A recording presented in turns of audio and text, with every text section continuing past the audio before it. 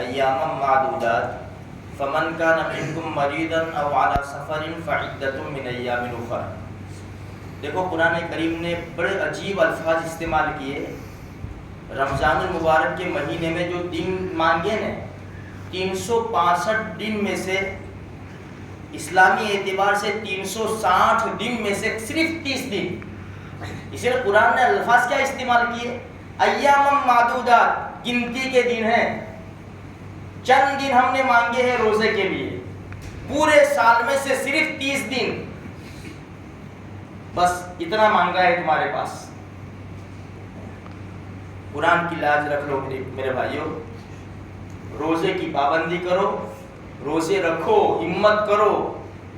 بہت بڑا طبقہ روزے نہیں رکھتا، ہمت سے کام لو میرے بھائیوں. ہم قربانی یہ بھوک پیاس کی قربانی نہیں دیں گے تو جان کی کیا قربانی دیں گے ہم پھر؟ جب بھوک پیاس کی ہم قربانی نہیں دے سکیں گے تو جانوں کی قربانی کیسے دیں گے ہم لوگ؟ اسلام کے نام کے اوپر اعلاء کلمت اللہ کے لیے اپنی جانوں کا نذرانہ کیسے پیش کریں گے؟ اس لیے جو چھوٹی چھوٹی قربانیاں ہیں اللہ کے نام کے اوپر لگاؤ، تھوڑی سی ہمت کرو، تکلیف اٹھاؤ. قرآن کا انداز تو دیکھو، ایام معدودات، گنتی کے دن ہیں.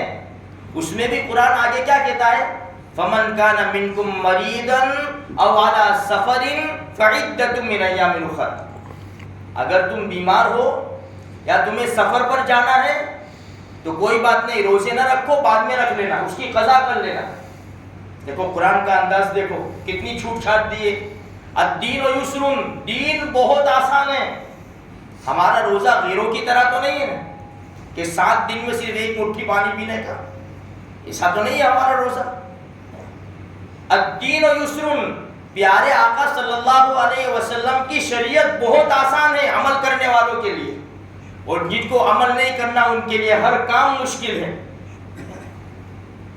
قرآن کہتا ہے سفر پر ہو، بیمار ہو. پہلے ہم سفر کی بات کریں. اگر انسان کو 80 کلومیٹر یا اس سے زیادہ دور جانا ہے، اس کو مسافر کہیں گے.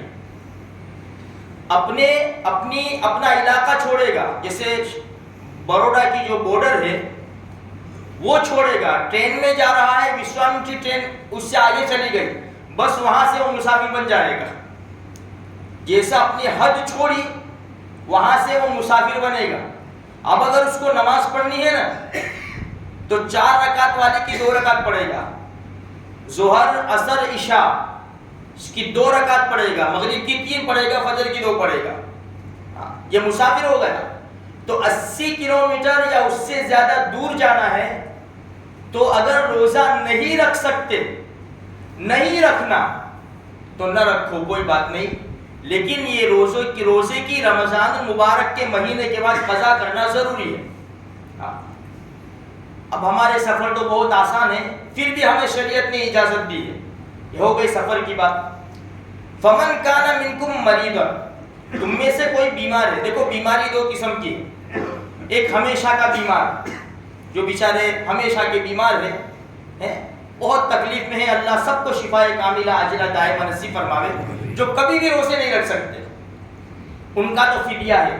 ایک روزے کے بدلے میں 1.25 کلو گیہوں یا اس کی قیمت، ایک روزے کا فدیہ یہ ہے. اگر 30 روزے نہیں رکھیں گے تو 30 فدیے دے دیں گے وہ.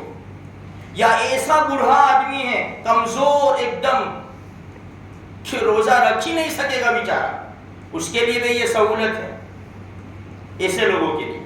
لیکن جو وقتی طور پر بیمار ہے، بھائی کسی کو تکلیف ہو گئی، یعنی آپریشن کرایا، کچھ بھی ہوا، وقتی طور پر بیمار ہے، تو ایسے بیمار کے لیے رخصت ہے کہ روزہ نہ رکھے. لیکن جب اللہ پاک شفا نصیب کر دے دے تو پھر روزوں کی قضا ضروری ہے. رمضان ایسے لوگوں کے لیے فدیہ نہیں ہے. ایسے ہم جیسے اللہ پاک حفاظت فرماوے، ہم جیسے کوئی بیمار ہو گئے نا تو ہم سوچے کہ فدیہ دے دیں گے، تو ہمارے لیے فدیہ نہیں ہے. فدیہ تو وہ جسے میں نے بتایا نا پہلے، ہمیشہ کے بیمار ان کے لیے فدیہ ہے. باقی جو وقتی طور پر بیمار ہو گئے ہیں ان کے لیے فدیہ نہیں ہے.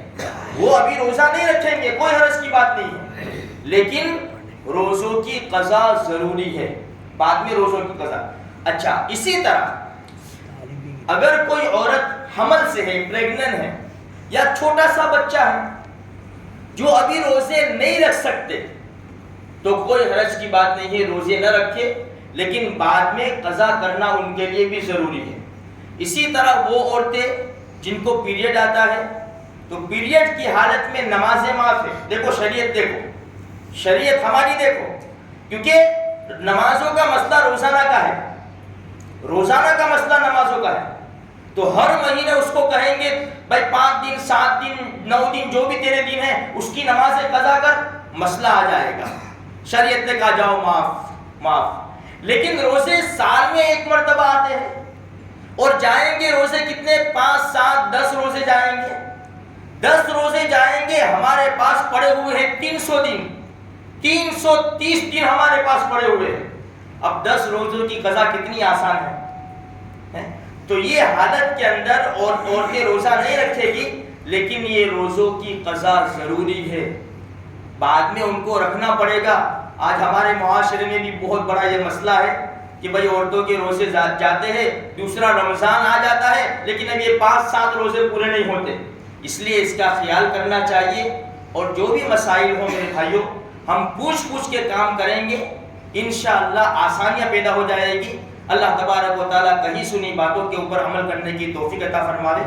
بھائی دعا ہوگی، دعا کے بعد تھوڑی دیر تعلیم ہوگی، جیسے کل ہم نے سنا 2-3 منٹ تعلیم تھی، تو ہم پوری کوشش کریں بیٹھنے کی، اپنے تقاضوں کو دبا کر درود شریف پڑھیں۔ اللہم صلی علی سیدنا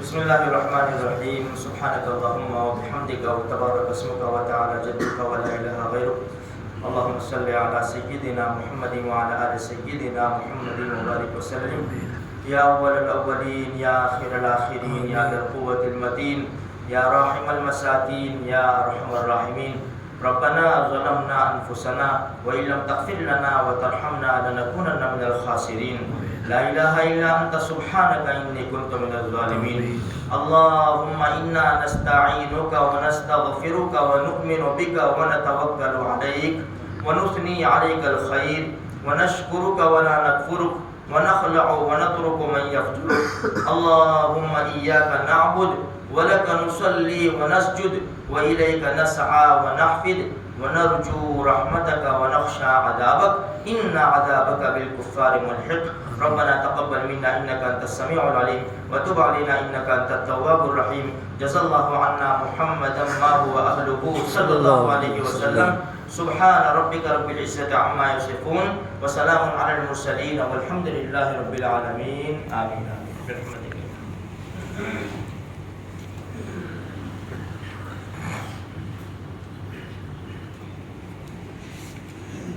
بھائی بہت جزاک اللہ، ماشاءاللہ ایک آدمی بھی اٹھانے، اللہ آپ سب کو خوش رکھے، سب کی جائز مرادی اللہ پاک پوری کرے، اور سب کو حرمین شریفین کی زیارت سے اللہ پاک مشرف فرمائے، آمین۔ بسم اللہ الرحمن الرحیم۔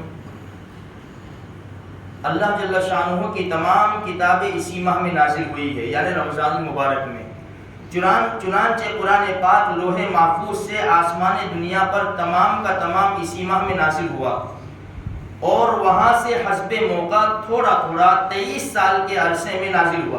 دیکھو قرآن جو ہے لوح محفوظ سے آسمان دنیا پر ایک ساتھ میں نازل ہوا رمضان میں، پھر آسمان دنیا سے جیسی جیسی ضرورت پڑتی گئی نا، جبرائیل علیہ السلام ایسے کبھی ایک آیت، کبھی 2 آیت، کبھی رکوع، کبھی سورت، اس طرح تھوڑا تھوڑا 23 سال 23 ایئرس اس کے عرصے میں ہمارے نبی کے پاس لاتے رہے۔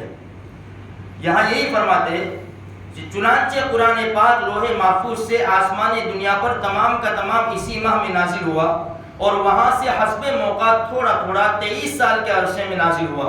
اس کے علاوہ حضرت ابراہیم علیہ نبینا علیہ الصلوۃ والسلام کے صحیفے اسی ماہ کی 1 یا 3 تاریخ کو عطا ہوئے، اور حضرت داؤد علیہ الصلوۃ والسلام کو زبور 18 یا 12 رمضان کو ملی، اور حضرت موسیٰ علیہ الصلوۃ والسلام کو توریت 6 رمضان المبارک کو عطا ہوئی، اور حضرت عیسیٰ علیہ نبینا علیہ الصلوۃ والسلام کو انجیل 12 یا 13 رمضان المبارک کو ملی، جس سے معلوم ہوتا ہے کہ اس ماہ کو یعنی اس مہینے کو کلام الہی کے ساتھ خاص مناسبت ہے۔ اسی وجہ سے تلاوت کی کثرت اس مہینے میں منقول ہے اور مشائخ کا معمول۔ حضرت جبرائیل علیہ السلام ہر سال رمضان میں تمام قرآن شریف نبی کریم صلی اللہ علیہ وسلم کو سناتے تھے، اور بعض روایات میں آیا ہے کہ نبی کریم صلی اللہ علیہ وسلم سے سنتے تھے۔ علماء نے ان دونوں حدیثوں کے ملانے سے قرآن پاک کے دور کرنے کا جو عام طور سے رائج ہے استحباب نکالا ہے۔ بالجملہ تلاوت کا خاص اہتمام جتنا بھی ممکن ہو سکے کرے، اور جو وقت تلاوت سے بچے اس کو بھی ضائع کرنا مناسب نہیں، کہ نبی کریم صلی اللہ علیہ وسلم نے اسی حدیث کے آخر میں 4 چیزوں کی طرف خاص طور سے متوجہ فرمایا، اور اس مہینے میں ان کی کثرت کا حکم فرمایا: کلمہ طیبہ اور استغفار اور جنت کے حصول اور دوزخ سے بچنے کی دعا۔ اس لیے جتنا بھی وقت مل سکے ان چیزوں میں خرچ کرنا سعادت سمجھے، اور یہی نبی کریم صلی اللہ علیہ وسلم کے ارشاد مبارک کی قدر ہے۔ کیا دقت ہے، یعنی کیا پریشانی ہے کہ اپنے دنیاوی کاروبار میں مشغول رہتے ہوئے زبان سے درود شریف یا کلمہ طیبہ کا بھی ورد رہے، اور کل کو یہ کہنے کا منہ باقی رہے۔ ایک فارسی کا قول ہے: میں گو رہا رہی نے ستم ہائے روزگار، لیکن تمہاری یاد سے غافل نہ رہا۔ یعنی کہنا یہ چاہتے ہیں کہ ہر وقت ہر گھڑی ہم اللہ کی یاد میں رہے۔ قرآن کریم کی تلاوت سے ہم فارغ ہو چکے ہیں، اپنے کاروبار میں لگے ہوئے ہیں، پھر بھی کلمہ طیبہ، ذکر، جو کچھ بھی ہے ہم کرتے رہیں گے تو ہماری ایک ایک گھڑی اللہ کی عبادت میں لکھی جائے گی۔ اللہ تبارک و تعالی مجھے بھی، آپ کو بھی اور سارے مسلمانوں کو اس کی توفیق بخشے۔ سبحان اللہ و بحمدہ، سبحانک اللہم و بحمدک، نشہد ان لا الہ الا انت، نستغفرک و نتوب